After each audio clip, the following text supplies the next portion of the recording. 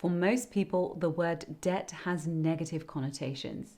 However, you don't need to avoid debt completely, especially when starting a small business. When starting a business, there is good debt that is necessary to grow and bad debt that can have long-term negative consequences for your finances. Debt is a necessary part of any business journey. By taking out a loan or seeking financing, you are giving your company the fuel it needs to grow. The key, however, is to understand debt, sound credit practices, and the difference between growth-inducing finance and the kind that stalls your business. In this video, I'm going to walk you through understanding the difference between the two and how to mentally prepare for taking on debt. Hopefully it's obvious, but perhaps it's best I clarify that this video is for informational purposes only, and anything I say does not constitute financial advice. First thing, let's understand the difference between good and bad debt. Good debt is often exemplified in the old adage, it takes money to make money. If the loan you take out helps you generate income and builds your net worth,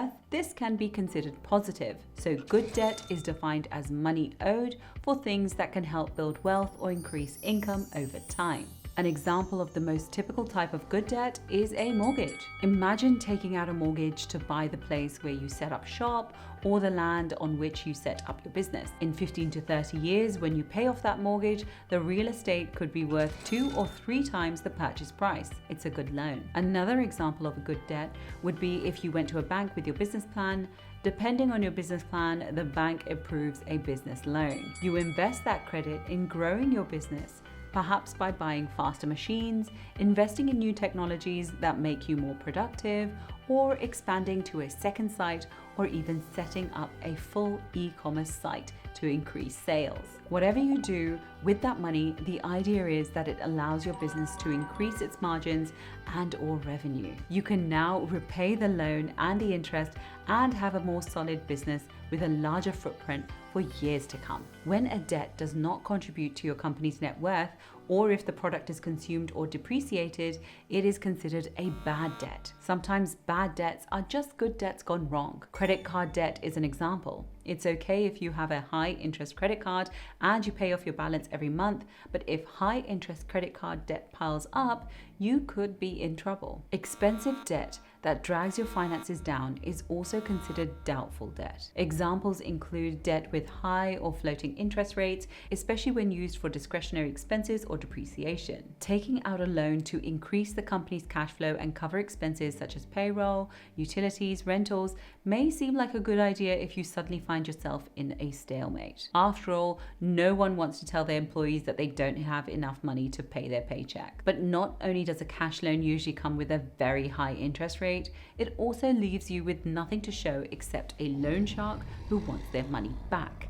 It's a classic bad debt. If your business is going through a rough patch and you decide to take out a loan to pay off another loan, you're digging yourself into a deeper hole. You can pay off a debt, but now you have another debt to worry about and you don't have the cash flow to cover it. It's definitely a bad debt. After understanding the difference between good and bad debt, it all comes down to one question. Will this debt pay me back more than I invested? It's a question that seems simple, but may require some thought. After factoring principal repayment, interest payments, and alternative uses of the money, does the debt you're considering still make sense? This thought process will help you determine if any debt is more burdensome than beneficial. It would also be healthy for you to consider at this moment whether you could consider anything better with the time and money you invested. It is also important for you to calculate whether you can get all your money back, then some, after this business move. The key is what the debt does for you, and it should always be more than what you do for the debt. If you are psychologically clear about the basis on which you're taking on debt, there is no reason that this needs to be a stressful move for you. From personal experience in my early years in business, I feel I was taking on debt more as a knee-jerk reaction to financial strains on the business. I wish I understood what safeguards I could have put in when I considered the solutions available to me. I'm sure the whole thing would have been way more healthy and stress-free if I could have understood the difference between good and bad debt. Luckily, I was able to work myself out of a few sticky situations, but now I am most definitely better equipped to manage healthy business debt as my businesses grow. I hope this video helps you get around what is otherwise quite an uncomfortable topic, and that whatever you decide, your business grows in health and wealth. See you in the next one. Hi, my name is Priyanka. It would mean the world if you take a second and subscribe to this channel.